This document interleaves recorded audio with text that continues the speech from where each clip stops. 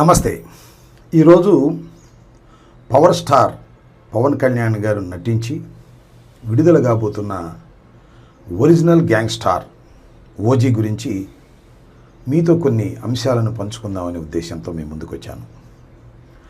ఇప్పుడు రాష్ట్రంలో సినిమా అభిమానులు, అదేవిధంగా రాజకీయ అభిమానులు కూడా ఓజీ విజయవంతం అవుతుందా లేదా అనే దానికోసం ఎదురు చూస్తున్నారు. దానికి ప్రధానమైన కారణం రాష్ట్ర ఉప ముఖ్యమంత్రి పవన్ కళ్యాణ్ గారు నటించినటువంటి చిత్రం కావటం. దానితో పాటు ఇంతకుముందు రిలీజ్ అయినటువంటి 2 చిత్రాలు, అది బ్రో కానివ్వండి, హరిహర వీరమల్లు కానివ్వండి, అనుకున్నంత విజయాన్ని సాధించలేకపోవడం వల్ల ఈ ఒరిజినల్ గ్యాంగ్ స్టార్ చాలా ప్రతిష్టాత్మకంగా తీస్తున్నటువంటి చిత్రం కాబట్టి ఇది ఏ విధంగా ఆడుతుంది అనేది అందరిలోనూ చిన్న ఉత్కంఠత ఉంది. రేపు 25వ తారీఖు అంటే 24వ తారీఖు అర్ధరాత్రి 1 గంటకు ఈ చిత్రం రిలీజ్ అవుతుంది. ఈ చిత్రం నాకున్న అవగాహన మేరకు, నాకున్న పరిజ్ఞానం మేరకు ఖచ్చితంగా హిట్ అవుతుందని నేను అనుకుంటున్నాను.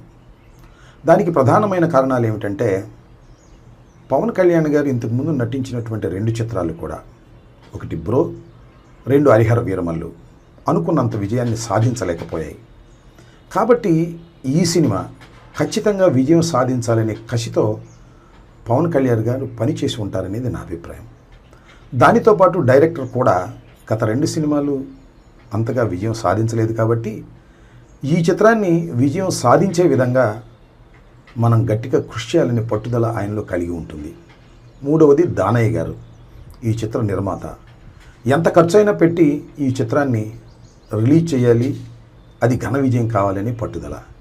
ఈ పట్టుదల మధ్యన జరిగినటువంటి ఈ చిత్ర షూటింగ్ వల్ల కొంత మెరుగైనటువంటి ఫలితాలు వస్తాయని, ఖచ్చితంగా ఈ సినిమా అన్ని జాగ్రత్తలు తీసుకుని ఉంటారని నేను భావిస్తున్నాను. ఆ నమ్మకంతోనే ఈ సినిమా విజయవంతమవుతుందని నేను భావిస్తున్నాను. హరిహర వీరమల్లు చాలా హడావుడిగా తీశారు. అనుకున్న స్థాయిలో చివర్లో గ్రాఫిక్స్ కూడా సరిగా చేయలేకపోయారు.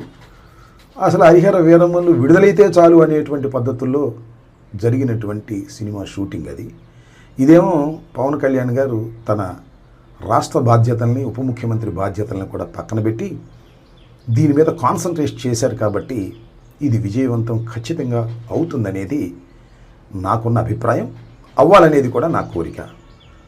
ఎందుకంటే సినిమాలు, పవన్ కళ్యాణ్ గారు నటించినటువంటి సినిమాలు విజయవంతం కాకూడదని కోరుకోవాల్సిన అవసరం మాకు లేదు. రాజకీయంగా ఆయన మీద మాకు ప్రత్యర్థి కాబట్టి మాకు కొన్ని విమర్శలు ఉంటాయి కాబట్టి విమర్శలు చేస్తాం, అవి కూడా సద్విమర్శలే చేస్తాం. ఇక్కడ కూడా నేను ఒక విమర్శ చేయాలని అనుకుంటున్నాను. అదేమిటంటే, పవన్ కళ్యాణ్ గారు అపోజిషన్లో ఉన్నప్పుడు, మేము అధికారంలో ఉన్నప్పుడు, అంతకు ముందు కూడా తెలుగుదేశం అధికారంలో ఉన్నప్పుడు కూడా చాలా విషయాలు మాట్లాడారు. అవినీతి గురించి మాట్లాడారు, అక్రమాల గురించి మాట్లాడారు. నేను ఇవాళ మనవి చేస్తున్నా, పవన్ కళ్యాణ్ గారు మీరు ఉప ముఖ్యమంత్రిగా ఉన్నప్పుడు మీరు నటించినటువంటి చిత్రం రిలీజ్ రోజున 1000 రూపాయలు మీరు టికెట్ పెట్టారే, ఇది అవినీతి కాదా? ఇది అధికార దుర్వినియోగం కాదా అనేది నా ప్రశ్న. సరే, దులపరించుకుపోతానంటే నేను చేయగలిగింది ఏమీ లేదు.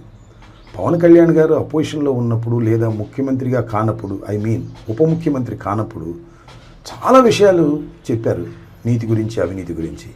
కానీ అధికారంలోకి వచ్చిన తర్వాత ఏమీ తేడా లేదు.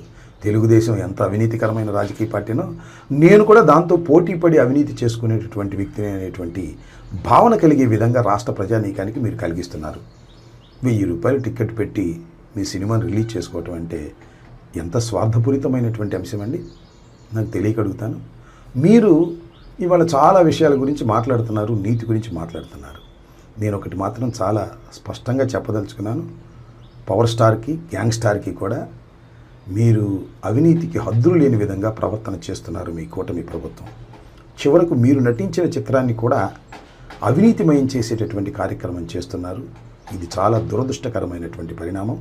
మీరెవరికి నీతులు చెప్పినా అది సమంజసంగా ఉండదనే విషయాన్ని మీరు ఇప్పుడైనా గమనించాలని కోరుకుంటూ, మీ గ్యాంగ్ స్టార్ అద్భుతమైన విజయాన్ని సాధించాలని, దానయ్య గారికి అద్భుతమైన దండిగా డబ్బులు రావాలని, మీరు సినిమా హీరోగా పేరు ప్రఖ్యాతులు తెచ్చుకోవాలని, కొణిదెల కుటుంబానికి మరింత గౌరవాన్ని తీసుకురావాలని ఈ సందర్భంగా మనస్ఫూర్తిగా కోరుకుంటున్నాను.